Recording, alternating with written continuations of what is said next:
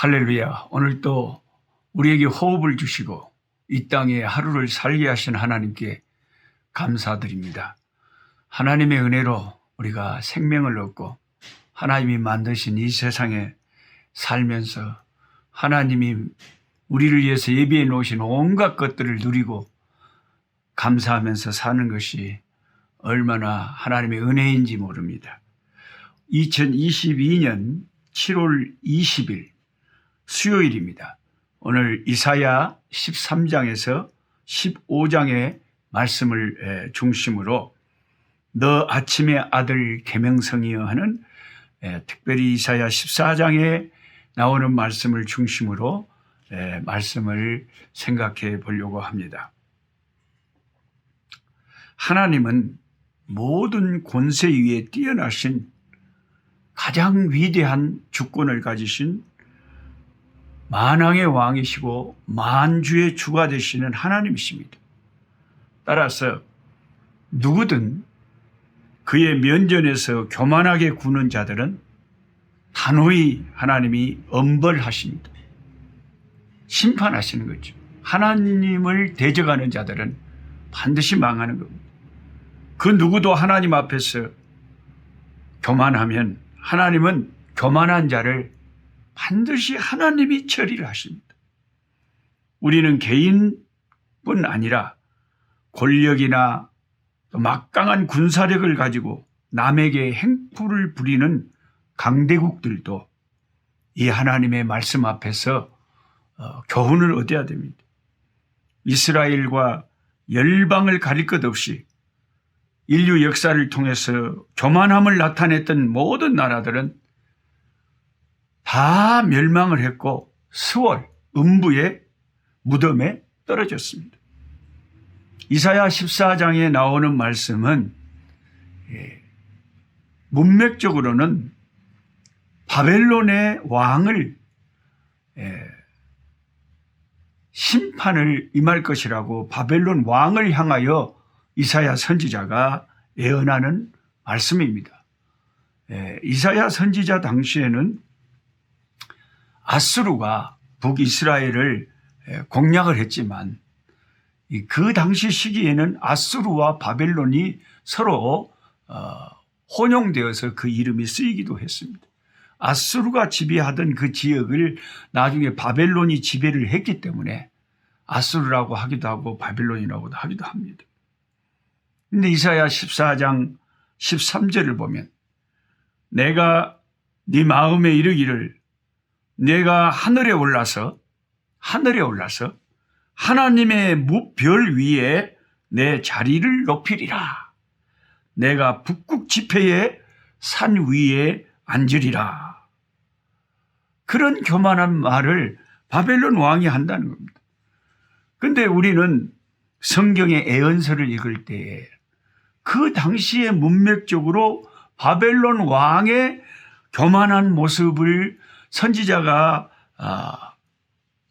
질타하고 있는 말씀이지만 동시에 사탄이 어떻게 천사에서 루시퍼 천사에서 하나님께 쫓겨난 이런 마귀가 되는가, 그런 사탄의 기원을 말해주는 말씀으로도 이사야 14장을 많은 성경학자들은 인용하기를 합니다. 물론 나중에 또 선지자의 글에 두로 왕의 교만함이 또 사탄의 모습을 나타내는 것도 있습니다. 계명성이라는 말이 나오는데요. 계명성은 아침에 가장 빛나는 샛별, 한국의 금성이라고 하는 골드스타죠. 골드스타. 제가 이 남부 아프리카에 있으면서 보면 진짜 골드스타가 제일로 빛이 기가 막히게 그냥 허벌나게 환하게 비칩니다. 별 중에 별이라고 할 수 있어요. 나는 처음에 하도 가까이서 밝게 비쳐서 하늘을 보니까 이상하다. 무슨 누가 어디 산에 큰 무슨 전기불을 켜놨나? 그게 진짜 하늘의 별인 것 같지가 않고 인공적인 전기불인 줄 알았어요. 그런데 그게 하루 이틀도 아니고 계속 하늘에 그렇게 환하게 비추는 계명성 금성을 보며 샛별을 보고 와, 진짜 별 중에 별은 최고의 밝기를 자랑하는 엄청난 별이구나. 그런 실감을 합니다. 여러분, 남부아프리카 이런 방문해서 저녁에 하늘의 별을 보면 굉장히 별들이 그냥 확 소금을 뿌려놓은 것처럼 정말 선명하게 참 남십자성도 있고요. 한국에서 보지 못하는 별들이 참 많이 있습니다. 성경은 이 별을 루시퍼라고 합니다. 루시퍼라고 해가지고 이 루시퍼가 바로 타락한 천사인 사탄을 상징하는 별로 이름을 지은 거죠. 루시퍼라고. 사탄은 그 어떤 별보다 아름답고 또 밝게 빛나는 별과 같은 존재였습니다. 지혜롭고 강했죠. 근데 루시퍼는 그런 자기가 다른 천사들보다 뛰어나고 탁월했기 때문에 자기도 모르게 교만에 빠지고 말았습니다. 루시퍼가 자기의 위치를 뭇별 위에 높이겠다. 뭇별 위에 내 자리를 높이겠다. 모든 천사들보다 뛰어나고 자기가 최고의 자리에 오르겠다 한 것은 모든 천사들 위에 군림하겠다는 것은 그런 노골적인 야욕을 드러낸 거죠. 북극 지폐의 산 위에 앉겠다는 것도 인간 세상까지도 자기가 지배하겠다는 그런 탐욕을 드러낸 것입니다. 이것은 자기의 분수와 지위를 망각하고 하나님의 절대 권세에 도전하는 어리석은 짓이었습니다. 바벨론의 느부갓네살 왕이 다니엘 4장 30절에 보면 자기가 인간 이상의 신 같은 존재가 되려고 했을 때 그때 사탄의 먹잇감이 되고 그는 정신병이 들어서 짐승처럼 수년 동안 광야에서 짐승처럼 지냈지 않습니까? 자만과 거만이 천사들을 사탄으로 타락시킨 원인이었습니다. 사탄은 인류의 조상인 아담과 하와에게도 접근해서 너희가 하나님의 말씀을 어기고 선악과를 따먹으면 너희가 하나님같이 되리라 하는 사탄 자신의 야욕을 인간에게 주입시켜서 인간을 타락시킨 것입니다. 이사야 14장 14절을 보십시오. 가장 높은 구름에 올라가 지극히 높은 이와 같아지리라 하는도다. 지극히 높은 이가 누굽니까? 하나님이지 않습니까? 천지 만물을 지으신 창조주 하나님하고 이 교만한 천사 루시퍼가 자기가 같아지겠다는 거예요. 그게 사탄적이에요. 일개 천사장이 아침의 아들 계명성처럼 빛나는 것을 뽐내며 온갖 교만한 허영을 다 부리더니 결국은 지극히 높으신 하나님과 같이 되겠다고 벼르고 나섭니다. 요한계시록에 보면 우리 주 예수님은 찬란한 새벽별이다 그랬어요. 예수님이 새벽별이고 예수님이 금성이고 예수님이 가장 밝은 빛이시죠. 그런데 마귀가 예수님의 자리를 지가 찾아. 그러니까 오늘날 이단들 중에 보면은 사탄의 모습이 보이죠. 이번에 아베가 저격당해 죽었는데 그 저격범이 자기 엄마가 수천만 원을 일본의 그 통일교에 빠져가지고 그런 데다 가산을 탕진하고 집안이 풍지박산 나는 것을 보면서 아베가 통일교에 우호적인 연설을 하고 정치가들이 통일교하고 관련된 걸 알고 그걸 저격했다는 것입니다. 그런데 통일교의 문선명이가 어떤 교리를 만들었습니까? 예수님은 실패한 메시아라는 거예요. 예수님은 십자가에서 죽으시면 안 됐는데 안타깝게도 십자가에서 실패했다. 그래서 하나님이 다시 보낸 메시아가 문선명이라는 겁니다. 이런 새빨간 사탄적인 거짓말을 말도 안 되는 거짓말을 하는데 그런 말도 안 되는 이런 참 기가 막힌 거짓말쟁이 이 통일교 문선명을 쫓고 그 통일교를 다니는 사람이 전 세계 300만 명이 된다 하니 얼마나 이게 참 인간들이 어리석은 인간들이 많냐 이거죠.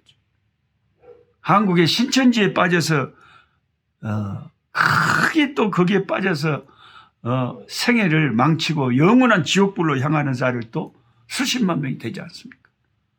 한국에는 왜 그렇게 이단의 개수들이 많이 나타나는지 모르겠어요. 정명석이라는 이단, 무슨 하나님의 교회 안상홍 뭐 그런 인간, 뭐 희한한 한국에 세계적인 이단들이 많아요. 그 참 이상한 거예요. 마귀가 한국인들이 두뇌가 좋고 이러니까 한국인들을 이용해가지고 한국인들을 속여서 세계적인 이단들을 만들어내는 거예요. 하나님의 영광에 도전하고 내가 하나님이다, 내가 메시아다 하는 것은 다 이 사탄 루시퍼의 괴계이며 악랄한 사탄의 인간들을 지옥으로 끌고 가는 무서운 사탄의 괴계임을 여러분 명심해야 됩니다. 이사야 14장 15절에 이제 네가 수월 곧 구덩이 맨 밑에 떨어짐을 당하리로다. 구약의 수월은 죽음, 음부, 무덤을 말하는 거죠. 지옥에 떨어질 겁니다. 지옥에 떨어진 수많은 사람들이 신음하고 탄식하면서 얼마나 괴로워하면서 자기를 지옥으로 이끈 그들의 교주들, 마귀 사탄, 얼마나 거기에서 저주하고 욕을 하겠습니까? 그러나 아무리 지옥에 떨어져서 자기를 잘못 이끈 교주를 원망해 본들 무슨 소용이 있겠습니까? 천국과 지옥 사이에는 큰 공간이 있어서 오고 갈 수가 없어요. 한 번 지옥에 떨어지면 다시 천국에 올라갈 수도 없고 천국에서 지옥이 불쌍하다고 물 한 모금 줄 수도 없어요. 예수님이 우리에게 누가복음 16장에 분명하게 부자와 나사로 말씀을 해 주시면서 그 사실을 알려주셨습니다. 사탄과 그의 부하들인 귀신들, 그리고 그의 작품인 각종 우상 종교들, 이단들, 적그리스도들 모두 지옥의 수월의 가장 깊은 뜨거운 구덩이에서 영원히 심판을 당할 것입니다. 우리 주 예수님은 완전히 루시퍼, 마귀하고는 정반대로 하나님의 본체이셨음에도 하나님이셨음에도 불구하고 하나님과 동등됨을 취하지 아니하시고 자기 자신을 낮추어 인간의 몸을 입고 종의 형체를 가지셨어요. 이 땅에 오셔서 하나님의 뜻을 따라서 우리를 위하여 십자가에 죽어주심으로 우리 같은 죄인들이 예수님의 죽으심을 의지하여 구원받을 길을 열어 놓으신 것입니다. 그래서 예수님과 사탄은 완전히 정반대입니다. 예수님은 죽기까지 자기를 낮추시고 겸손하시고 마귀 사탄은 자기를 높여서 하나님과 같이 되리라 하는 교만한 존재가 사탄 마귀입니다. 그래서 하나님께서는 사탄은 수월에 던져 맨 밑에 떨어지게 하시고 예수님은 지극히 높여 하늘과 땅과 땅 안에 있는 모든 존재로 하여금 예수의 보좌 앞에 무릎을 꿇게 우리 하나님이 하시는 것입니다. 교만한 자는 낮추시고 겸손한 자는 높이신다는 말씀은 망고불변의 진리고 성경이 계속해서 반복해서 가르치는 내용입니다. 오늘 이 이사야서를 읽으면서 우리 꿀송이 함께하는 우리 꿀송이 보약 큐티 구독자들 식구들, 오늘 또 주여 나로 하여금 예수님을 본받아 겸손한 자리에 이르게 하시고, 사탄이 우리를 교만하게 하고 성내게 하고 화내게 하고 다투게 하고 비판하게 하고 비난하게 하고 짜증나게 하고 모든 사탄의 교만으로 우리를 시험할 때 예수님의 겸손의 옷을 입고, 주님 온유한 자는 복이 있나니 저희가 땅을 차지할 것이라고, 심령이 가난한 자 복이 있다고 하셨고, 우리 주님은 낮아지고 깨지고 화목하고 온유한 자를 주님 되라고 제자들에게 산상수훈에 말씀하셨지 않습니까? 예수님의 모습으로, 겸손한 모습으로 오늘 하루 가정에서, 직장에서, 세상에서 살아가는 저와 여러분 되시기를 주님의 이름으로 축복합니다. 하나님 아버지, 오늘도 감사합니다. 한국이나 북반구는 엄청나게 덥고 이렇게 남반구에 사는 저희들은 엄청나게 춥습니다. 우리가 이 땅에 사는 동안은 더위가 있고 추위가 항상 있으리라고 했습니다. 땀 흘려 일할 때가 있고 쉴 때가 있고 웃을 때가 있고 울 때가 있고 슬플 때가 있고 기쁠 때가 있습니다. 그러나 어느 때든지 여주 동행, 주님과 우리와 함께 계시는 임마누엘 주님과 함께 동행하면 주님께서 힘들고 어려울 때에 우리를 위로하시고 기쁠 때 더 기쁨이 배가 되게 하시며 우리에게 인생을 사는 보람이 되고 우리에게 인생의 소망이 되시는 주님 때문에 우리가 살맛이 납니다. 아버지 하나님, 예수님 의지하고 오늘 또 살아가는 우리들 되게 하옵시고 주님처럼 겸손한 자리에 나아가게 하여 주시오며, 교만한 마음 들 때마다 사탄아 물러가라, 아버지 사탄을 물리치고 겸손한 자리에 이르도록 주님 도와 주시옵소서. 예수님의 이름으로 기도하옵나이다. 아멘. 약한 자 힘주시고 강한 자 바르게 주 환자 정택함이 주님의 뜻이라. 해 아래 압박 있는 곳 주 거기 계셔서